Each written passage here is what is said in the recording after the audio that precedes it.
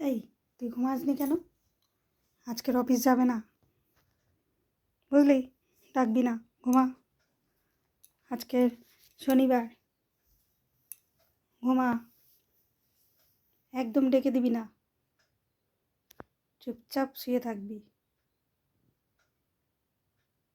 মনে থাকে জানো, একদম ডাকবি না। ঘুমাচ্ছে, ঘুমাতে দে, ঠিক আছে? যদি ডেকেছিস এসে মারবো আমি তাহলে। দেখছিস কি? ঘুমা, ডাকবি না একদম।